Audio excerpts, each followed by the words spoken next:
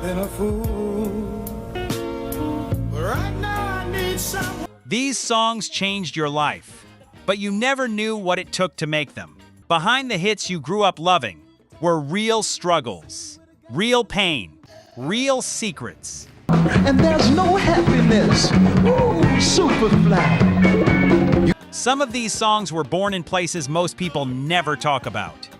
And the stories behind them are nothing like what you were told. What you thought was just a feel-good groove was actually a cry for help. You know we've got to find a way. This is not gossip. This is history. Stay with us. Because by number 1, everything you thought you knew will feel different.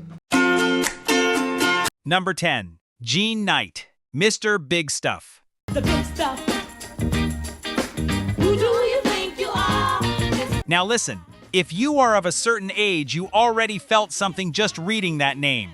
That opening beat alone, that snap, that attitude it grabs you before she even opens her mouth. The big stuff. You're never gonna get my love. This was not a gentle song. This was a woman standing tall, looking a man dead in the eye, and saying, "Who do you think you are?" And here is the thing, that feeling was completely real. Now because you wear all those fancy clothes. Jean Knight recorded this at Malaco Studios in Jackson, Mississippi in 1971. The producer was Wardell Quizerg, a man they called the Creole Beethoven. And the label was Stax Records out of Memphis. Oh, yeah. And have a big fine car. Oh, yes you do now. Now, Stax was special. It was one of the few places in America where black artists had real creative power, where the music felt like the street and the church all at once. And when Jean walked into that studio, something clicked that nobody fully planned. Do you think I can afford to give you my love? The song itself is about a woman calling out a man who acts big, talks big, dresses sharp, but when it comes down to what really matters, he has got nothing to offer. No love, no substance, just ego. And Jean didn't whisper that message. She announced it. Oh, yeah. You're higher than every star above. That song shot to number 2 on the Billboard Hot 100 and hit number 1 on the R&B chart. For a woman singing that boldly about male ego in 1971, that was not a small thing. That was a statement. Mr. Big Stuff. Who do you think you are? Here is the part that gets you, though. Jean Knight was almost not on that record. The song was passed around. It was considered a throwaway session, just something to fill time in the studio. Jean was not the first name anyone thought of. Mr. Big Stuff. You're never gonna get my love. She was brought in almost as an afterthought. And what happened? She walked in and made it one of the most recognizable records of the entire decade. Sometimes the people they overlook are the ones who change everything. Now I know all the girls I've seen you with. But here is why you might not hear this song talked about the way it deserves. Stax Records collapsed in 1970. They went bankrupt. And when a label dies, so does its catalog, at least for a while. I know you broke their hearts. What happened to them now? Bit by bit. The records got locked up in legal fights. Distribution dried up. Artists like Jean Knight got lost in the paperwork. She never had the second wave she deserved. You made them cry. Many poor girls. And that is a real loss, because this woman had a visage and a presence that very few could match. Jean Knight gave you power in a 3-minute record, and the industry nearly buried her for it. Number 9, William DeVaughn. Be thankful for what you got. Though you may not drive a great big Close your eyes for a second and imagine this. It is the summer of 1974. Cadillac. You are riding in someone's car. The windows are down, and this song comes on that gentle, easy groove. that warm falsetto, talking about how it is okay if you don't have a Cadillac with the ragtop down. Just be thankful for what you got. Against the white walls. In a decade full of pain, Vietnam, poverty, racial tension, that message hit different. It felt like a hand on your shoulder. Now here is what makes this story remarkable. The antennas in the back. William DeVaughn was not a professional musician. He was a government worker, a civil servant living in Washington, D.C., going to work every single day in an office. You may not have. But he had this song in him, and he believed in it enough to pay for the recording session himself. Out of his own pocket, he went into a small studio, recorded it, and then knocked on doors until someone would put it out. Roxbury Records picked it up, and the world was never quite ready for what happened next. A car at all. The song reached number 4 on the Billboard Hot 100. A self-financed record from a man nobody had heard of hit the top 5. That almost never happens. But remember, brothers and sisters. The production came together beautifully, a soft, rolling soul groove that sounded like it cost a fortune, but was built on faith and a tight budget. You can still stand tall. Here is the fun fact that gets me every time I think about it. DeVaughn was reportedly still going to work at his government job even after the song charted. Some people say he showed up on Monday morning like nothing had happened. Just be thankful. That is a man who never lost his grounding. That is a man who truly lived the message of the song he recorded. So why don't more people know his name? Because Roxbury Records was tiny. They could not keep up with the success. For what you got. Distribution was limited. And in the music industry, when the machine behind you is small, even a hit can disappear fast. DeVaughn never had another chart moment like that one, and the industry moved on without him. Though you may not drive. But that song endured. It has been sampled countless times. It has been used in films and TV shows. DJs still play it. It never really died, it just never got the credit it was owed. A great big Cadillac, diamond in the back, sun. That is a man who put everything he had into one song and changed lives with it. And most people reading his name right now had to think for a second before they remembered him. That says everything about how this industry treats certain artists. Top, digging the scene with a gangster lean, gangster white wall. Number 8 is coming. And this one got banned from radio for saying something that women everywhere were already thinking. If this song just hit you in that quiet place, don't let this moment be a one-time thing. Subscribe to Demo. We're building a home for real R&B and soul. The kind that heals, the kind that tells the truth. Hit subscribe and come back whenever you need a song that understands you. Every story you see here takes hours of digging, piecing together history, and bringing forgotten moments back to life. If you'd like to support that work, you can become a channel member. It's just the cost of a cup of coffee, but it helps us keep these stories alive, and for that, we're grateful. Number 8, Laura Lee, Women's Love Rights.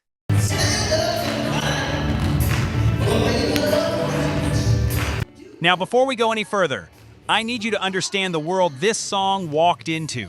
It is 1971. Soul music is finding its voice.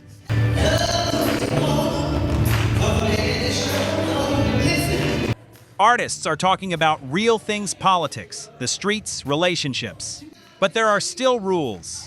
Unspoken rules about who can say what. And those rules applied especially to women.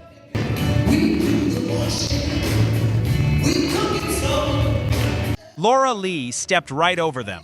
Women's Love Rights was a bold, unapologetic record. The whole point of the song was this: if a man can love who he wants, when he wants, without people saying a word, then a woman has the right to do the same. That was the argument. Simple, honest, completely fair, and radio stations did not want to hear it.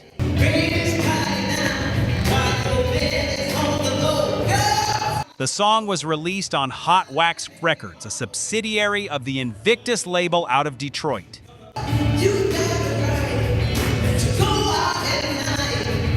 The production had that tight, driving, Motown-adjacent, feel-full band, building energy, Laura Lee riding that groove like she owned it. And she did. Her voice had fire in it. You believed every word she sang.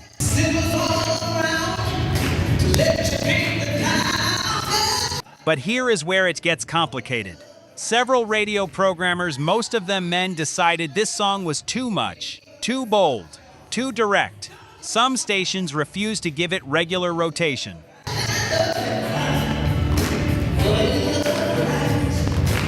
Others played it quietly and moved on. The record did not get the national push it needed because gatekeepers decided a woman demanding equal love was somehow inappropriate for their audience.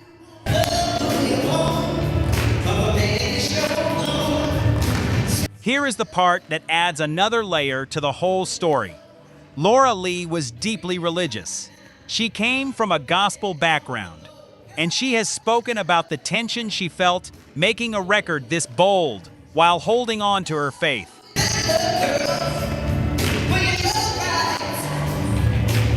She believed in the message, but she also carried the weight of what people would say about her for singing it. She did it anyway. That took courage most people never give her credit for.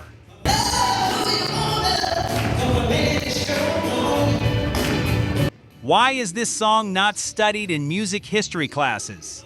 Because it was inconvenient. It challenged power, and the industry quietly let it fade rather than deal with what it was saying.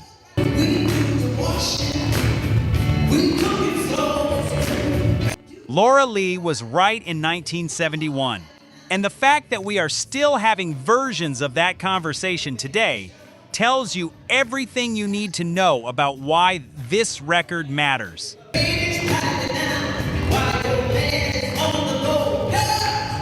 Number 7, change the sound of soul music forever. And the story behind it starts with a warning about the people standing closest to you. Number 7, the OJs. Backstabbers. What they do?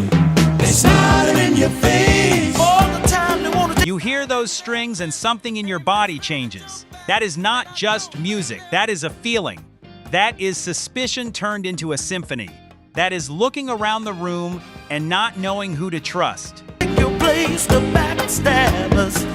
Backstabbers. They smile. Kenny Gamble and Leon Huff produced this record at Sigma Sound Studios in Philadelphia.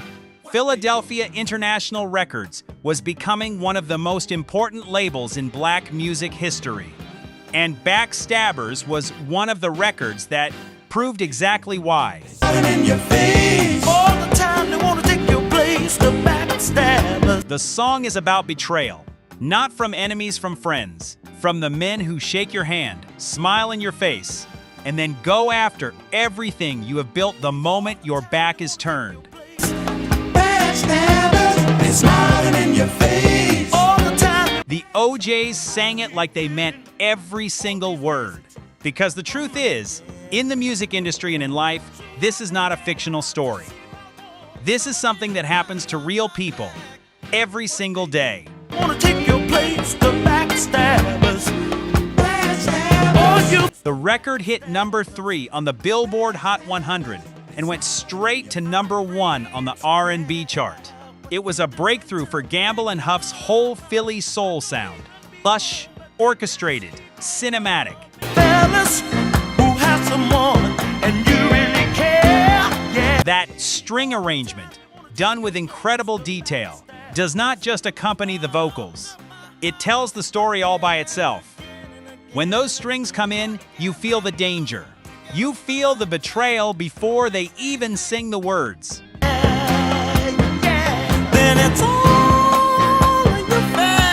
Here is something that might surprise you. That song has been sampled and interpolated more times than most people realize. Hip-hop artists have pulled from it for decades because the emotional core of that record, that feeling of being deceived by people you trusted, never goes out of style. Pain does not have an expiration date.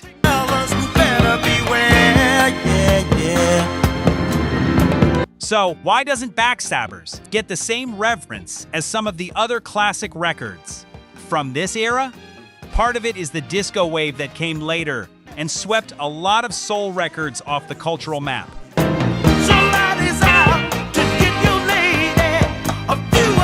Part of it is that the OJs had so many strong records that even their great ones can get lost in the lineup.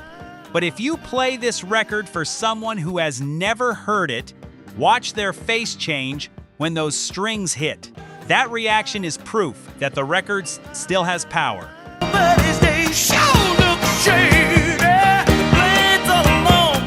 The OJs were telling you the truth in 1972. And some of you learned that lesson the hard way before you ever heard the song. Number 6, Luther Ingram. If loving you is wrong, I don't want to be right.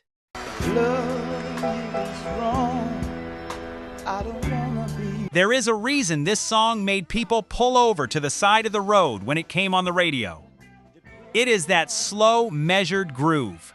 That voice tired and tender at the same time. Luther Ingram was not a flashy singer.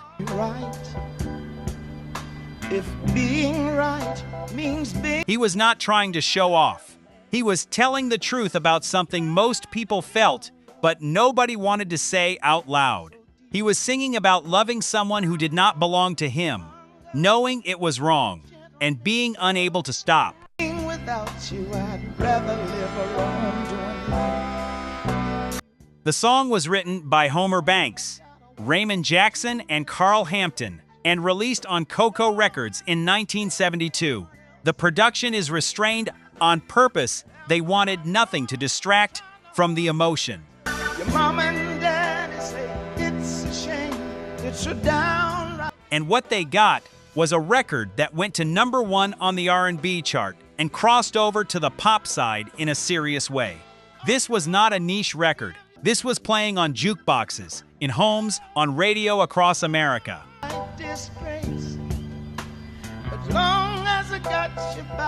Now here is the fun fact, and this one matters for the soul community specifically. Millie Jackson later recorded her own version of this song in a live setting, and she did not hold back.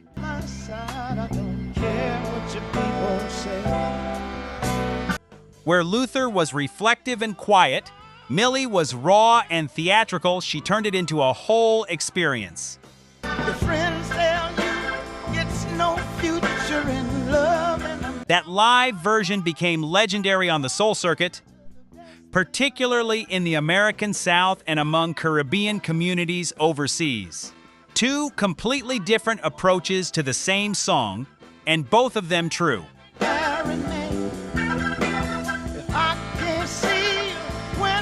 Why did Luther Ingram disappear from the conversation? Coco Records was a small label with limited reach.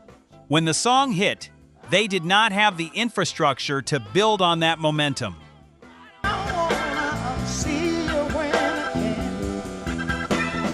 Luther never crossed over in the sustained way that Philadelphia International or Motown artists could.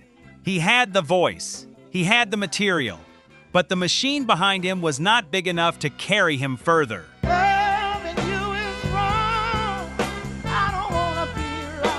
And so he became one of those names that the truly devoted know and everyone else half remembers. If Loving You Is Wrong was honest in a way that popular music rarely allowed.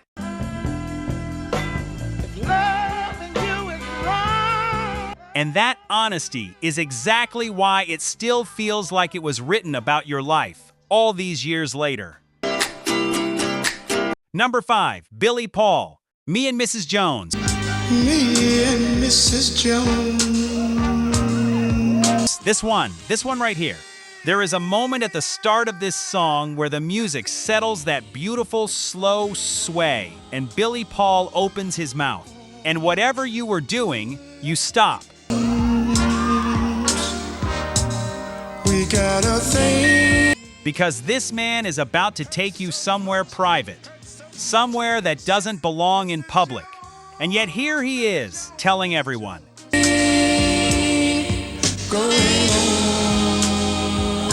Kenny Gamble and Leon Huff. Again, Philadelphia International, and you can hear it. The sophistication, the space they leave in the arrangement for the emotion to breathe.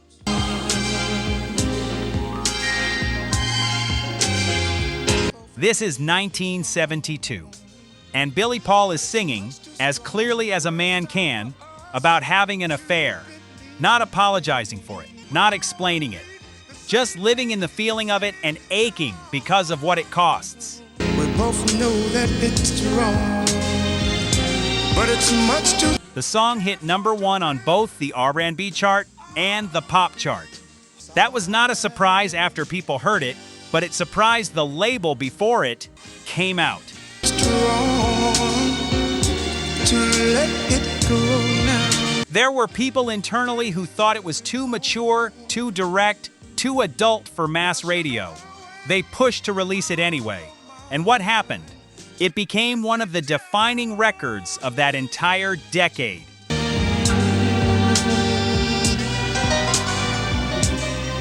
Here is what you need to know about Billy Paul's life at that time. He was not a young man chasing hits. He was an experienced, seasoned vocalist who had been working in jazz and soul for years before this record landed. We meet every day at the same cafe. He brought a lived-in quality to the vocal. This was not a performance, it was testimony. When he sang that line about meetings at the same place, the same time, every day you believed him completely, because it sounded like he had been there. 6:30, and no one knows you. Some radio programmers did refuse to play it. Some stations in more conservative markets kept it off the air for a while. And yet the record still moved.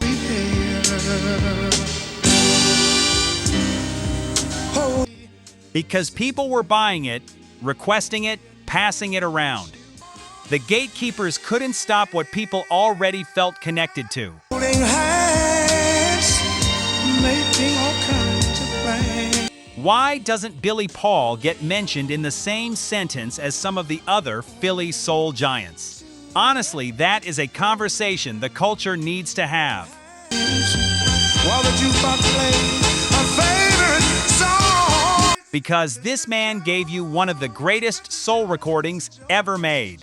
The fact that he didn't have a catalog run as long as some others doesn't change what Me and Mrs. Jones is. It is a perfect record, and perfect records don't need permission to last. Number 4, The Temptations. Papa Was a Rollin' Stone. It was the 3rd of September. That day. Now we are in different territory. This is not a love song. This is not a party record. This is not even a protest song in the traditional sense. This is something darker. This is a family sitting together on the day their father died, trying to find out who he even was. I'll always remember. Yes, I will. Norman Whitfield produced this at Hitsville, USA, for Motown. And Norman was in a space creatively where he was pushing the whole concept of what a Temptations record could sound like.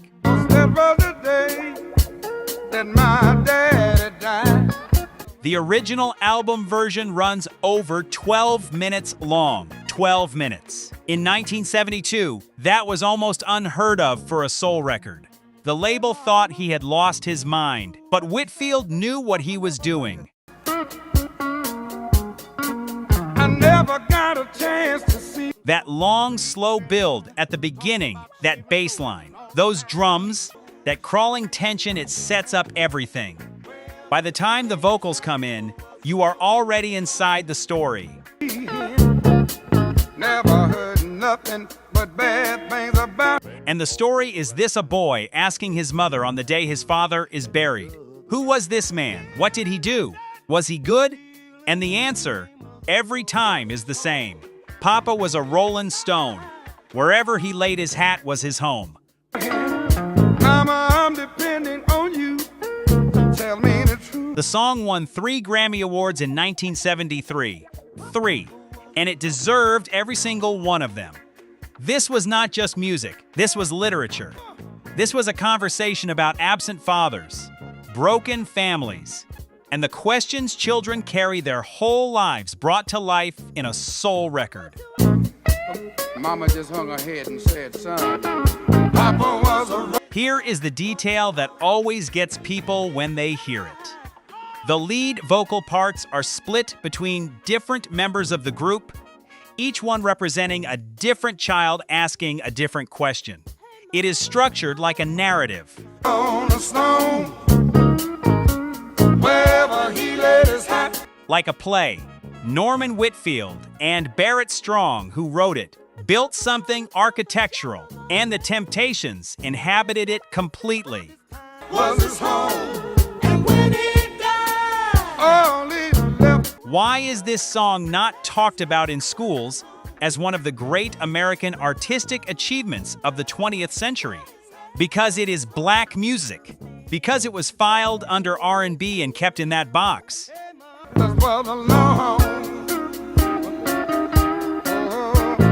But make no mistake, what Norman Whitfield created with that record belongs in the same conversation as anything produced in any genre during that era.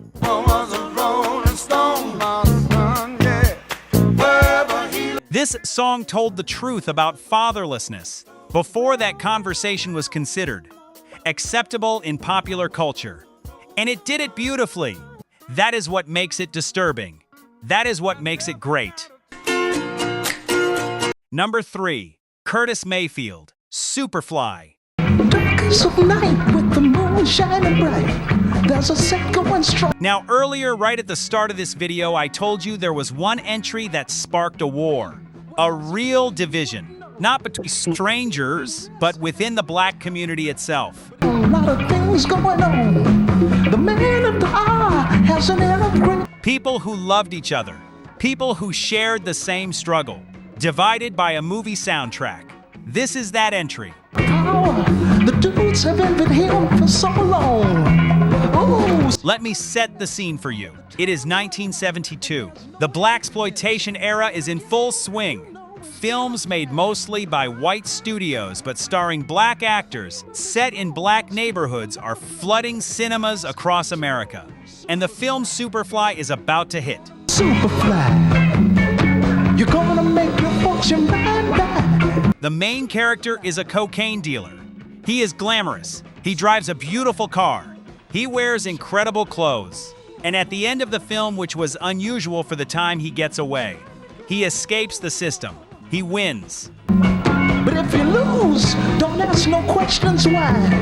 The only... Now, for some viewers, that ending felt empowering. Someone who looks like us outsmarting a corrupt system.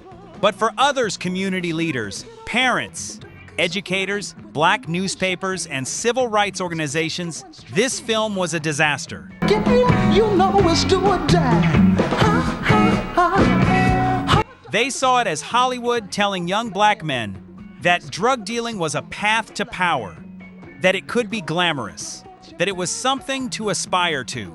I have to understand what a hell of a man this cat of the slum. There were organized protests. Some groups called for a boycott before the film even opened. The controversy was real and it was loud.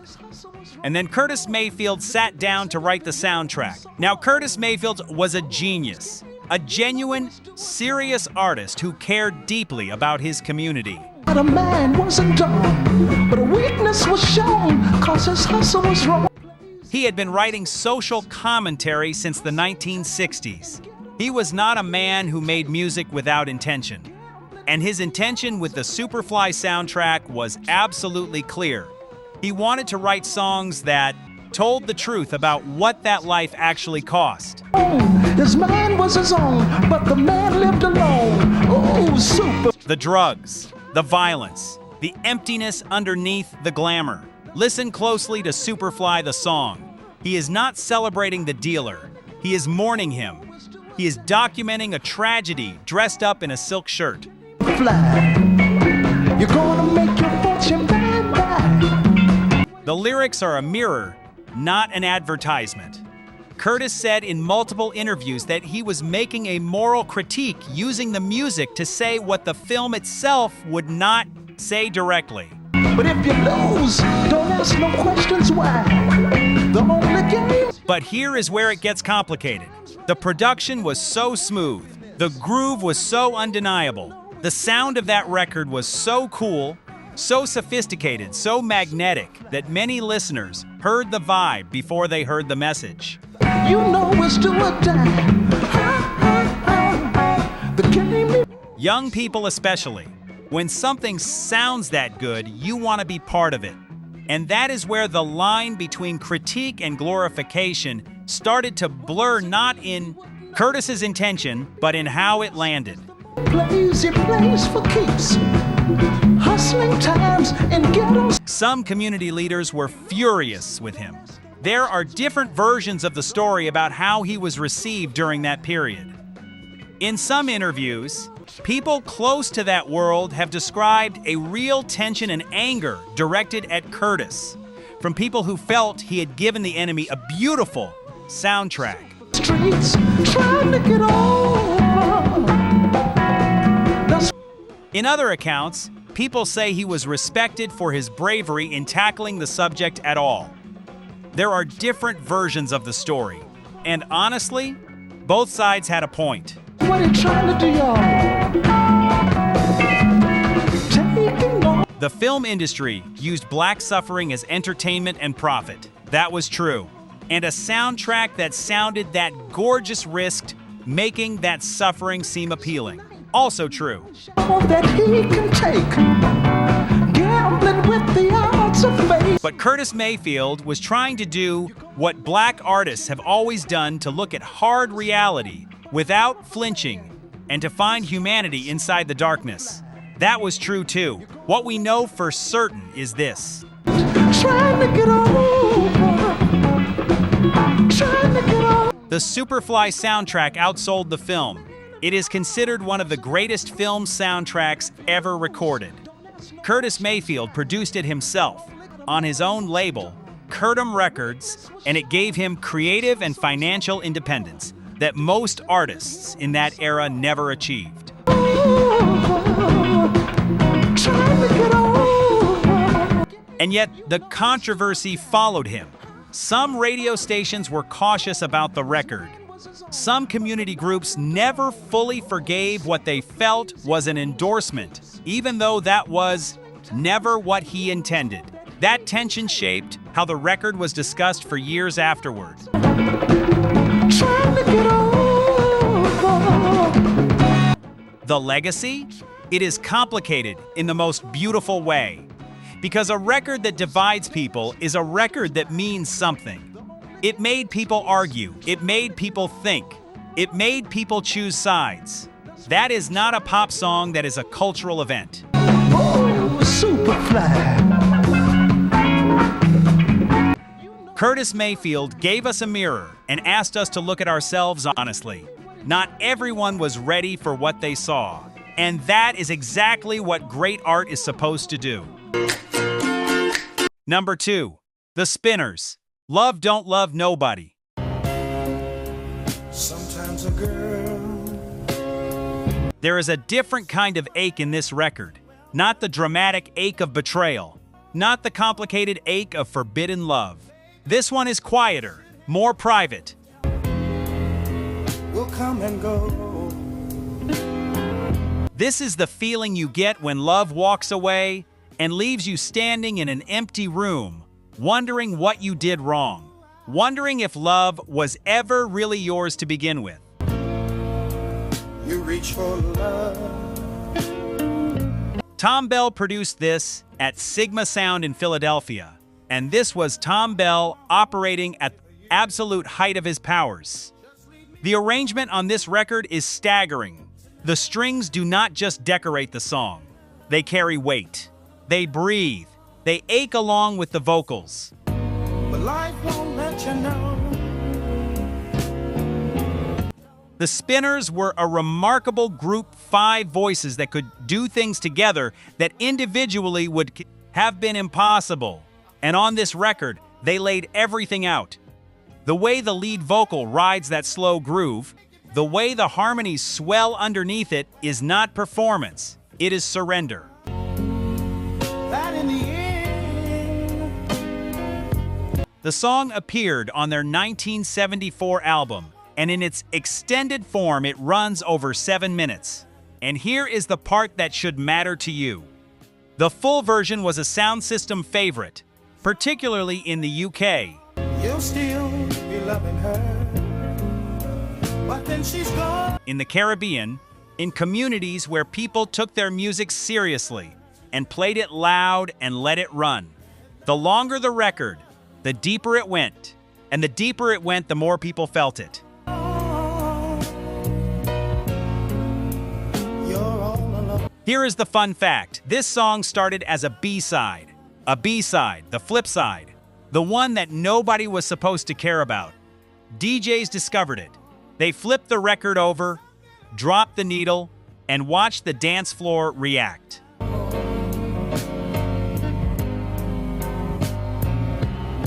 That is how the record found its audience, not through a label campaign, not through radio programming, but through DJs who trusted their ears and trusted the people in front of them. I never learned. Why is this record not cited more often when people talk about the greatest slow jams of the 1970s? Because the Spinners had an almost embarrassing number of strong records during this period. To give myself. When your catalog is that rich, even a record this powerful can get lost in the lineup. It did not disappear from the culture, but it never got the singular spotlight it deserved. I've been a fool. Right? Love Don't. Love Nobody is the record you put on when the house is quiet and you need to feel something real. It has been there waiting every time you needed it. You just might not have known its name. If this song just hit you in that quiet place, don't let this moment be a one-time thing. Subscribe to Demo. We're building a home for real R&B and soul. The kind that heals, the kind that tells the truth. Hit subscribe and come back whenever you need a song that understands you. Every story you see here takes hours of digging, piecing together history, and bringing forgotten moments back to life. If you'd like to support that work, you can become a channel member. It's just the cost of a cup of coffee, but it helps us keep these stories alive, and for that, we're grateful. Number 1. Marvin Gaye, What's Going On? Mother, mother, there's too many. I want you to stop for a moment before we talk about this. Think about where you were the first time this song really entered you. Not just played, entered. Of you crying. Because there is a difference. Some songs play around you, and some songs get inside you and rearrange something. What's Going On is the second kind. Brother, there's far too many. This record was made in 1970 and released in 1971. Marvin Gaye wrote it, produced it himself for the first time in his career, and fought with his own label to put it out. Of you dying. You know we've got to. And that fight, that battle between an artist and the institution that was supposed to support him, is the true story behind this record. Find a way to bring some loving. Berry Gordy, the founder of Motown Records, did not want to release it. Let that sit for a second. One of the greatest records in the history of American music, and the man running the label that owned it told the artist it should not come out. Hey, today, yeah. Berry Gordy famously called it the worst thing Marvin had ever recorded. He thought it was too political, too unconventional, too risky for the market. We don't need you. In interviews over the years, people close to the situation have described the tension as real and personal. Marvin reportedly threatened to never record for Motown again if they did not release it.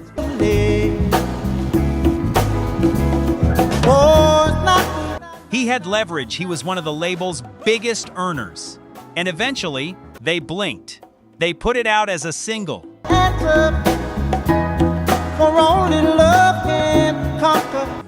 In its first week, it sold 100,000 copies.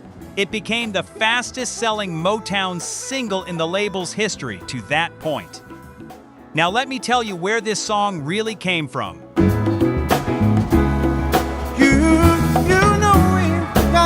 Marvin's younger brother Frankie had just come home from serving in Vietnam. He told Marvin what he had seen.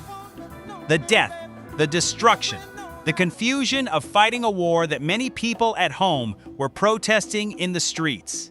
Marvin listened.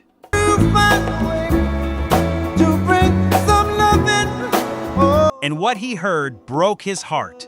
At the same time, he was watching police brutality against black communities. He was watching poverty. He was watching young people dying in ways that didn't have to happen.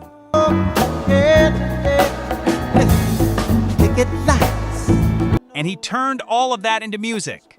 Not loud music, not angry music. Something far more powerful, gentle, questioning, aching music. Take it south, punish me. A man standing in the middle of the chaos asking, in the softest possible way, what is going on? What is happening to us? Can't we find a way to love each other? The production he created was revolutionary.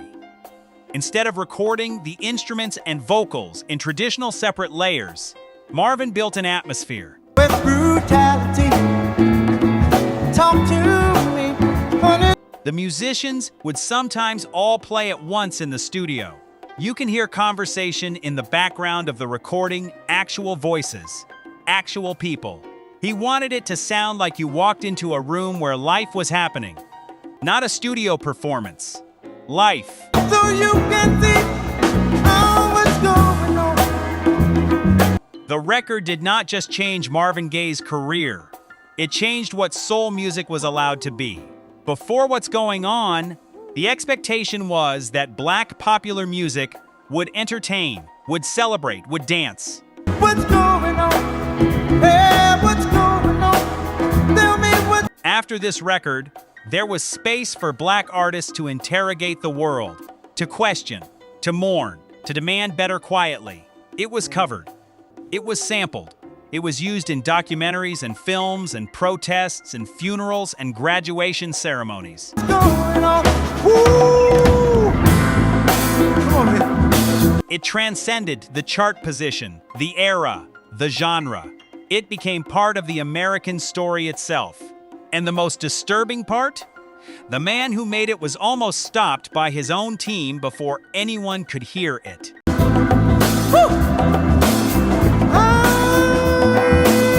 Imagine a world where Berry Gordy won that argument. Imagine a world where Marvin Gaye backed down. We would have lost something that can never be replaced. What's Going On is #1 on this list, and it will still be #1 50 years from now.